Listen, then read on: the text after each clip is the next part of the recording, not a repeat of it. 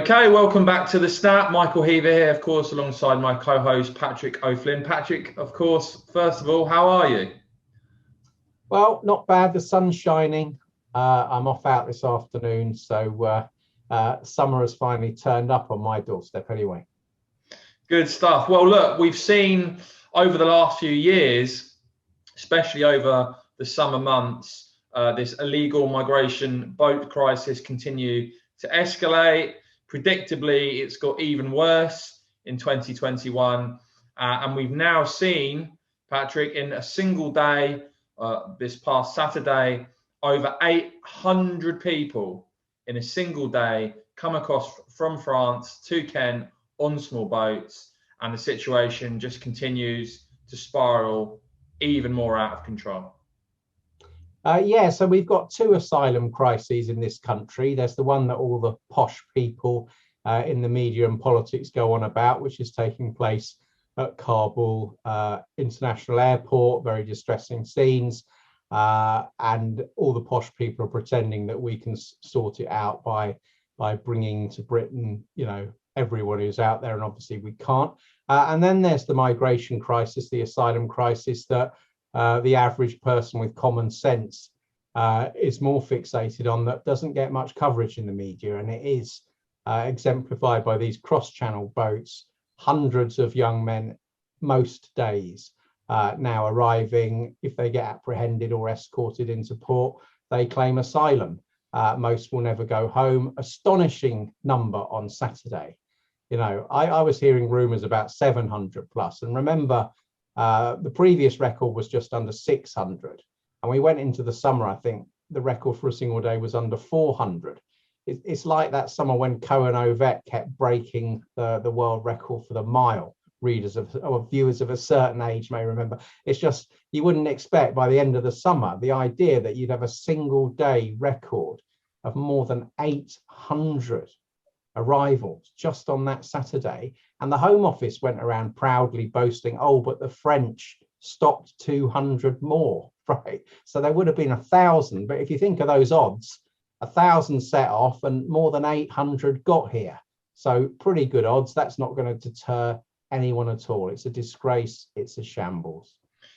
Yeah, and I mean, I'm a bit fed up with this situation now where we just keep handing the French more money. It's well over £100 million in total now, I believe. Most recently, we saw Priti Patel agree to give the French another 54 million.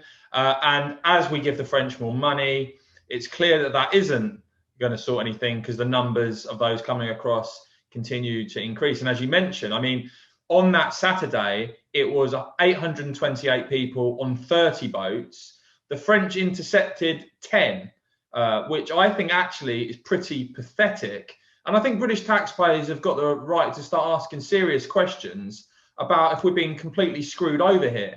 Because as I say, there seems to be a trajectory of the more resources and more money we hand over to the French, the worse their performance seems to be, and the more greater numbers seem to actually make it across. So what the hell are we doing continuing to shovel tens of £millions to the French? I agree with you, and I'm sure the French could be doing more, could be trying harder. Were they to judge it to be desperately in their national interest to stop these young men going to England and to keep them in France? They clearly don't think that's in their national interest, and they're probably right about that, aren't they?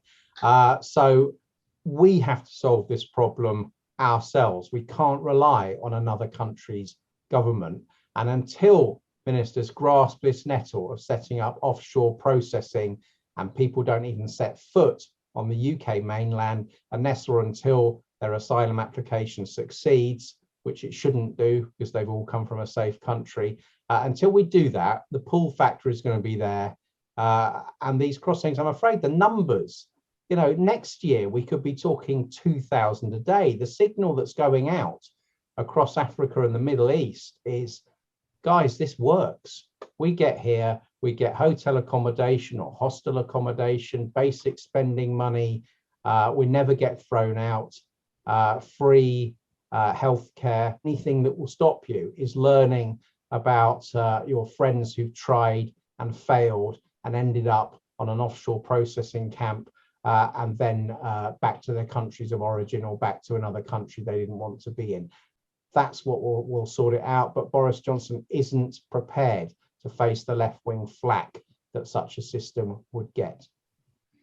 Now, despite this, we look at the latest Redfield and Wilton poll, and what you see, despite, of course, the Twitter outbursts from lefty commentators, you see a Conservative Party leading by 10 points in the latest Redfield and Wilton poll. That's a 6% increase from last week's poll, with the Conservatives up 3, Labour down 3, the Lib Dems on 10, Greens on 6, SNP 3, and Reform UK on 2. But the figure that stands out in this particular poll to me, Patrick, is Keir Starmer's net approval rating now down at -18. That's down 4 from the previous week, and the lowest net approval rating for Starmer to date. He's way behind not only Rishi Sunak, but Boris Johnson as well. And it just seems to me that the Labour leader, the Labour Party, and you look at some of the recent council by-elections, they're performing pretty poorly across the country, no matter where that is. It just seems to me, again, something we like to highlight on the Snap, it seems to be a story, it seems to be a trend that is being kind of ignored at the moment and not treated as being very important, I guess. But the fact is that Labour are going absolutely nowhere in terms of mounting a credible opposition, a credible claim, I think, to becoming the next government.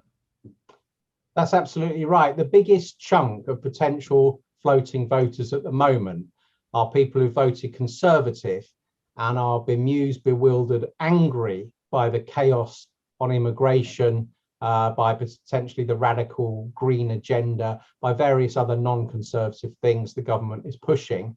There's no party effectively after those voters. So some of them are decamping in the don't know, won't vote column. You look across to Labour. What is Labour's message? What is Labour's offer to floating voters who left Labour, in the red wall and switched to the Tories? Labour's offering more uncontrolled immigration, more knee-jerk identity politics taking the knee, more hatred towards its own country and our heritage, achievements and traditions. And Keir Starmer sits at the apex of all that. The guy can't communicate. We're long-term Keir Starmer skeptics on the Snap ever since the podcast began, and nothing that's happened is proving us wrong. So I see Labour going into the autumn and Keir Starmer hitting big trouble by mid-autumn if these basic poll ratings, these basic facts don't change, and I can't see him changing them.